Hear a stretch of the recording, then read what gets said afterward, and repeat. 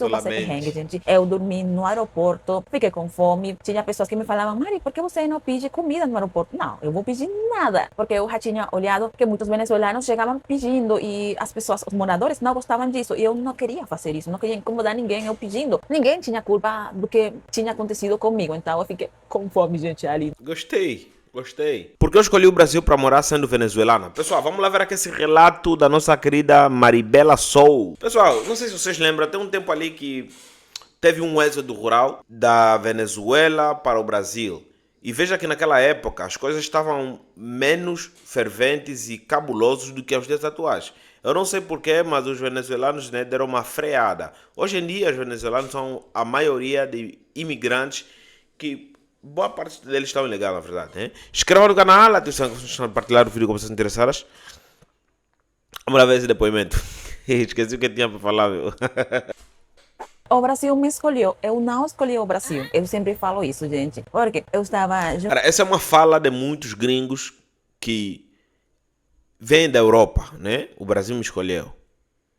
juntando Europa e Ásia. Europa e dinheiro, Ásia. né, para ir para outro país fora da América do Sul. E eu conheci um subscritor do meu canal em espanhol, onde eu falo espanhol. Ele veio para a Venezuela e a gente se encontrou, né? E depois que ele foi embora, ele mandou mensagem para mim: Mari, por que você não vai emigrar para um país da América do Sul? E daí eu respondi para ele: é que tem muita xenofobia com os venezuelanos naquela época, né? Tinha notícias da Colômbia, da Peru, Chile, Equador, que tinha muita xenofobia com os venezuelanos. Eu ficava com medo de sair para um país aqui perto da América do Sul, né? E a gente ficou ali, né? Essa foi a conversa da gente. Depois de uma semana, minha mãe fala: olha, Mari, um amigo que está no Brasil tá me falando para eu ir para lá, minha mãe, né? Mas minha mãe falou: eu vou ir, não, deixa aqui tranquila onde eu estou na Venezuela, né? E eu falei para minha mãe, brincando, né? Mãe, fala para ele que eu vou ir em lugar de você. Mas eu deixei isso ali, né? Eu vim para meu quarto, minha mãe seguiu lá falando com ele. Depois, minha mãe fala: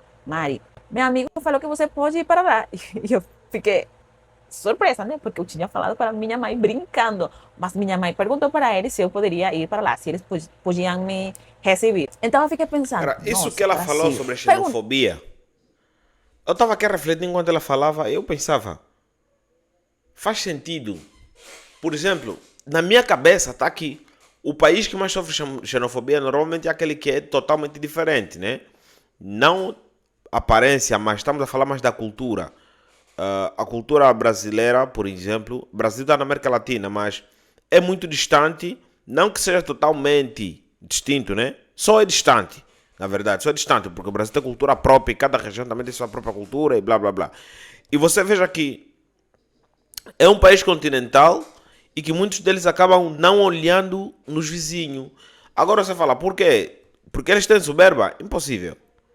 Talvez é porque não são bem recebidos pelos vizinhos. Entendeu? Isso seria um bom ponto para se pensar. Entendeu? Existe, por exemplo, aquela estranheza, né? Porque é muito fácil para quem é nativo de português ouvir o espanhol e entender.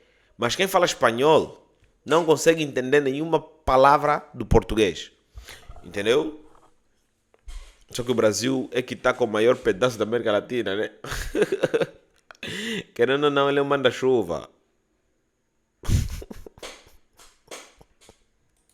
Da mãe, onde que ele que tá? Que parte do Brasil é que ele que tá? Então daí ele falou, Foz do Iguaçu. Gente, Foz eu do juro que Iguaçu, eu lá no peguei um fim. livro, sabe? Aqueles livros, não sei como se fala em português, Atlas. Atlas, que tem os mapas, né? Naquela época a gente não tinha internet em casa, agora a gente tem, né? Então eu peguei aquele Atlas, aquele livro grande, e eu olhei, Brasil, Foz do Iguaçu, meu Deus, é É longe longe. mesmo. Daí eu fiquei pensando, será que eu vou? Eu vou pesquisar na internet, né? Pesquisei Foz do Iguaçu, saiu Triple Fronteira, Argentina, Paraguai. E eu pensei, nossa, se eu vou para lá, vou conhecer três países de uma vez só, né? Daí também saiu as Cataratas do Iguaçu, uma das sete maravilhas naturais do Do mundo. Eu pensei, mundo. nossa, vou conhecer isso também. Além de que vou ter que falar outra língua, ou seja, vou aprender a falar outra língua. Nossa, eu fiquei emocionada. Eu cheguei e falei, mãe, manda mensagem para seu amigo e fala que eu vou no janeiro. Eu vou comprar passagem e vou chegar lá no janeiro. Eu tinha dinheiro porque estava juntando para ir para outro país. Eu estava pensando em ir na Espanha e depois para o México, né? Essa era minha ideia. Cara, que perrengue. Espanha, Europa, depois volta para América Latina, né? Diretamente para o México. Antes de sair, né? Quando O estava México é como se fosse o irmão mais velho dos países da América Latina que falam espanhol, né? Os países hispânicos. O México é como se fosse o irmão mais velho.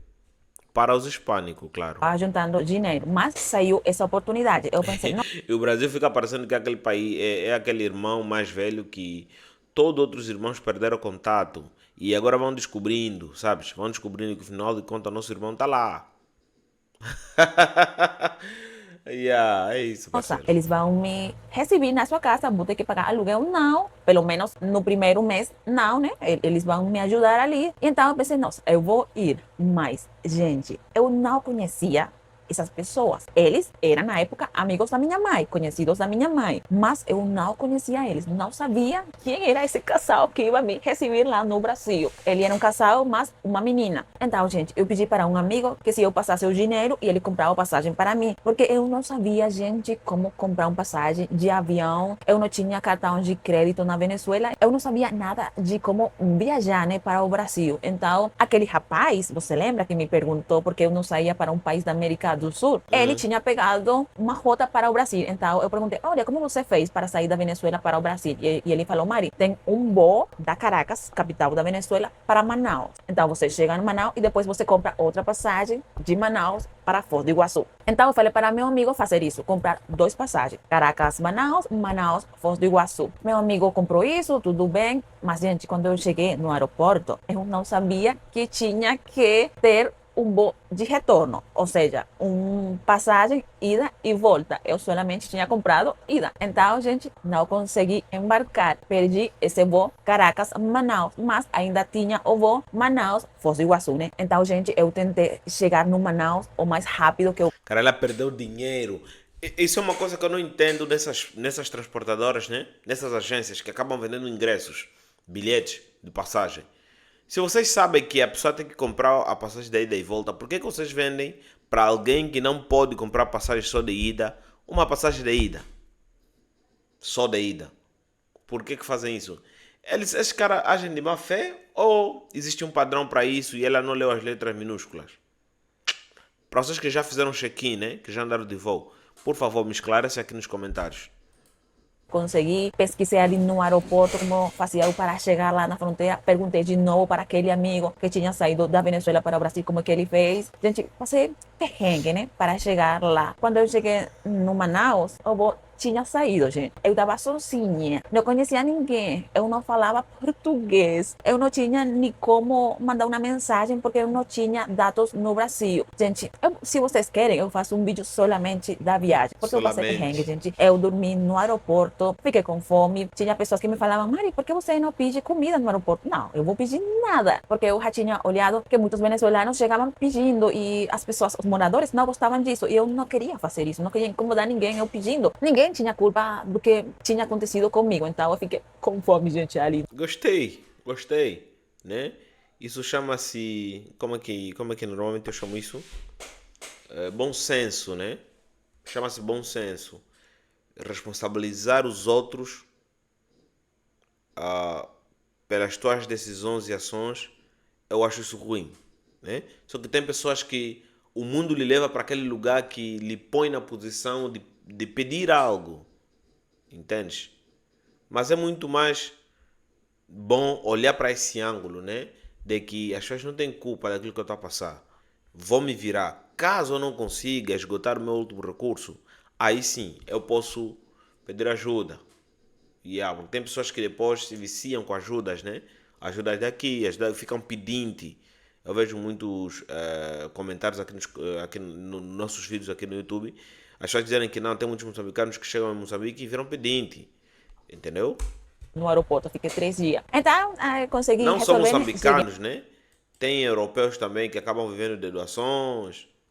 no Foz do Iguaçu, gente, e naquele aeroporto. Eu tava com medo. Nossa, se aquele amigo da minha mãe vem me buscar, não, o que que eu vou fazer? Eu não tinha dinheiro, porque o dinheiro que eu tinha para gastar um mês lá no Brasil, tive que gastar tentando sair da Venezuela, porque perdi aquele voo. Ai, gente, então eu fiquei ali pedindo para Deus que aquele amigo da minha mãe fosse me buscar no aeroporto. Ele chegou, gente, graças a Deus ele chegou. Eu tinha uma mala, ele chegou em uma moto, meu Deus, eu não sabia como levar aquela mala na moto. Era pequena, né? Mas eu estava Ele era dos acostumada com bons, isso. veio com E aí, mota. gente, nesse aeroporto do Foz do Iguaçu, a minha ficha caiu. Foi, Mari, você tá sozinha, não tem ninguém para te apoiar de tua família, assim que agora você tem que se virar. Você veio morar com uma pessoa que você não Não conhece. conhece. Eu fiquei assim como com medo nessa hora quando eu estava no aeroporto, gente. Antes, quando eu estava aqui na Venezuela, eu estava assim, entusiasmada. Nossa, vou conhecer um país novo, falar uma língua nova. Mas quando eu cheguei naquele aeroporto em Foz do Iguaçu, aí eu sim fiquei com muito medo, gente. Mas cheguei na casa, a esposa me recebeu, tudo legal, a menina, e aí fui que me acostumando. Mas você lembra que minha ideia era ir para a Espanha, depois para o México, né? Então eu pensei, vou ficar uns 5 meses no Brasil e depois vou para a Espanha. Mas a vida, gente,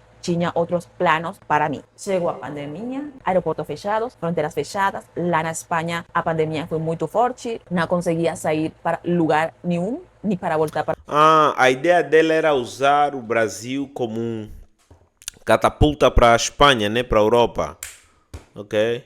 a Agora estou a Venezuela, porque a entender a fronteira também estava história. fechada, não tinha voo. Então eu fiquei meio que presa, né, no Brasil, porque não estava nos meus planos ficar muito tempo lá. Eu solamente iria ficar 5 meses só na minha ideia, nos meus planos. Mas a vida, oh Deus, tinha outros planos para mim. Então eu tive que ficar. Ainda bem que meu padrinho, o amigo da minha mãe que me acolheu, eu falo que ele é meu padrinho, né? Ele não é, mas eu falo. Então, meu padrinho, o dia seguinte que eu cheguei no Brasil, ele falou, Mari, vamos para que você tinha os documentos brasileiros. Eu pensei para mim, né? Mas eu vou embora daqui a 5 meses. Mas ainda bem que eu fiquei fazendo tudo isso. Não tá demais, né? Fazer uns documentos brasileiros. Porque meu passaporte, eu tinha permisso para 60 dias. Então, eu ia ficar mais tempo. Daí eu pensei, vamos fazer. E eu fiz tudo. Ainda bem, gente, que meu padrinho falou para eu fazer isso, porque acabei ficando mais tempo no Brasil. E então, ali nesse tempo, né, que eu fiquei por causa da vida, acabei gostando do Brasil, gente. Do jeito brasileiro, dos brasileiros, de como A pandemia proibiu ela de sair do Brasil.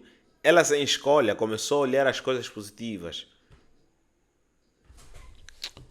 Será que é muito fácil? É muito fácil, sim. Não é fácil. É fácil para brasileiros ir para a Europa, porque o passaporte brasileiro é extremamente poderoso. Deixa eu ver se já tá em que ranking, né? Se, já tá se esse ano ele subiu.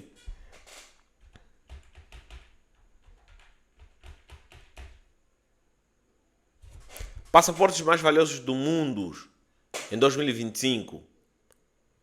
Singapura, Japão. Calma aí, pessoal. Ah, calma. Não dá para ver tudo. Vamos lá na classificação global de poder do passaporte. Vamos lá. Grécia, quarta posição.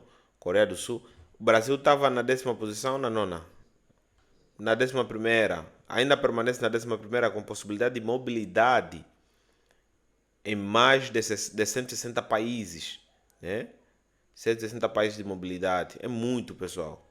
Mas pronto, é um dos passaportes mais poderosos do mundo.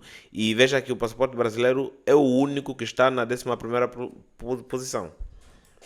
era a vida no Brasil, que é muito diferente em algumas coisas de como é na Venezuela. E Vamos eu ver acabei Venezuela. gostando muito do Brasil, gente. Minha mãe não gostou muito nada, porque, gente, na primeira vez que eu fui no Brasil, eu estraguei meu joelho. Eu me recuperei, tudo ótimo, voltei para a Venezuela. Fiquei 7 meses. Depois eu voltei de novo para o Brasil. Daí fiquei de boa, acho que 8 meses. Daí minha mãe ficou doente, voltei para a Venezuela. Fiquei, acho que 6, 7 meses, 8 meses mais ou menos. Voltei de novo para o Brasil. Quando eu estava no Rio de Janeiro, eu torci meu pé, estraguei ele, tive que voltar de novo para a Venezuela. O passaporte da Venezuela está na classificação, na posição, na verdade, 38º, né? 38ª posição. Com capacidade de mobilidade 74 países. Ah, bueno.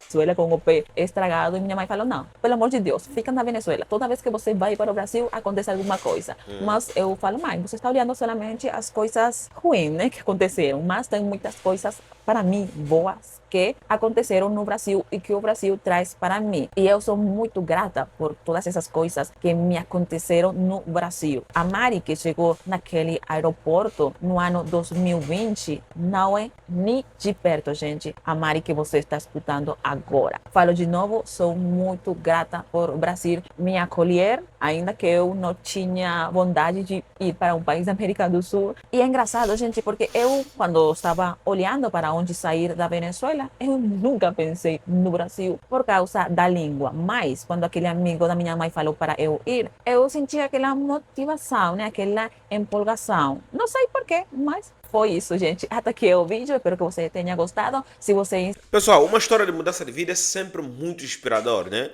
E quando a gente olha uma pessoa que não entende nada sobre português, Brasil, por mais que é um país muito na frente, concernente a alguns países da América Latina, ele sempre acaba ficando por segundo plano para eles, entendeu? Muitos deles sempre preferem ir para o México porque é muito mais fácil falar português e é muito mais fácil se conectar, não falar português, porque ele também fala espanhol. É muito mais fácil conectar com os mexicanos porque eles, querendo ou não, têm sempre o plano de ir para a Europa, né? O Brasil é tipo ir, mano. O Brasil é tipo ir, mano. Podes crer. O Brasil é tipo ir, mano. Mas é isso aí, pessoal. Inscreva no canal. Atenção que a sugestão de partilhar o vídeo com vocês interessada. O canal da Maribela Soul está aqui na descrição. Caso vocês quiserem ir lá. Nos vemos à próxima. Tchau, muchachos.